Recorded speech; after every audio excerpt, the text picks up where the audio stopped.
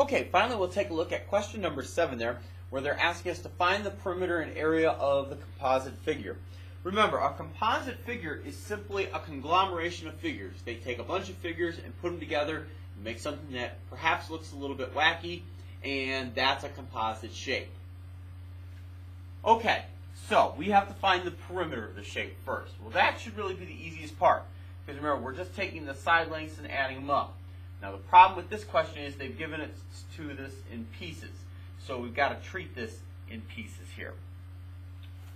Okay, so let's tackle the perimeter first. We can see going around, this is labeled, this is labeled, this is not labeled. We need to figure that out. This is labeled, this here is not labeled, so we need to figure that out. This is labeled, and all three of these are not labeled, so we need to figure that out. Well, let's start off here with this bottom piece. Of course, this bottom piece would be the same as the line that runs through the middle of this rectangle, so that's going to be 12.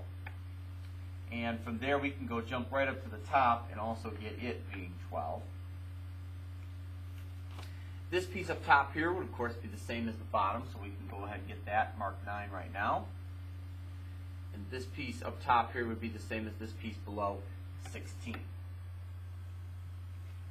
Alright, so now probably what would be the most difficult part would be this piece right here, because this piece here certainly looks like it would be the same as this, but notice these two lines here at the bottom are a little bit offset, and we know that because this one is marked 14 and this one is marked 15.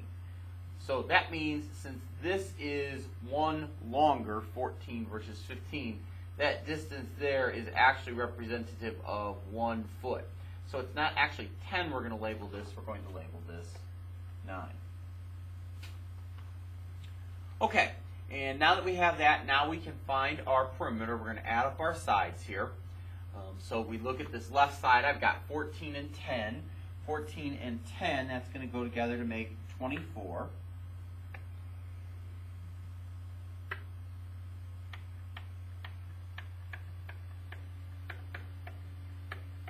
Across the top, we've got 12 and 9 and 16.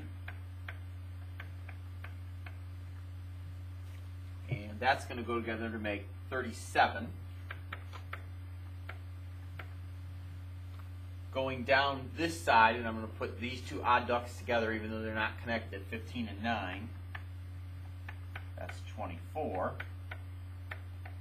And across the bottom, again, I'm going to put all the things that are across the bottom together, even though these two are not paired with that one directly. So I've got 12 and 9 and 16 there, which is, of course, the same as the top, 37. So I've got 24 plus 24 plus 37 plus 37 here. And when I add all that up here, that should give me 122. So the perimeter is going to be 122 feet, and that'll be it. Now the area is more complicated here. Get rid of my work here. The area, we've got some options. We can kind of take the area and put it in pieces, but that's probably going to be the most amount of work. There's another option there for us. What we can do is we can make a more complete shape. And by that I mean, let's go ahead and finish this shape off and just make one giant rectangle. That'll work. Okay? So we know that this side here was 24 before. And now, because I've got one big rectangle, this is all going to go together for me as it did just a minute ago. And that's going to give me the same thing as 28 plus 9, 37. So to find my area here, I'm going to do 24 times 37. Now some people might be saying, well, wait a minute, you added on, what do we do now? Well, after I do that multiplication, all I'm going to do is subtract off that little piece I added on. Realize if I did each little square or each little rectangle, whatever you want to call them, in pieces there, right, I'm going to have to do 4 calculations.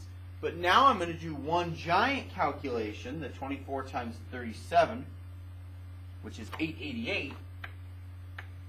And then when I subtract off this 16 by 9 piece, which is 144. Right, well, including the subtraction there, I guess if you really want to, I'm only doing 3 calculations now. So I've actually saved myself a step of work. And when I do that, I get 744, and that's going to be in feet squared, and that's my area of the composite figure.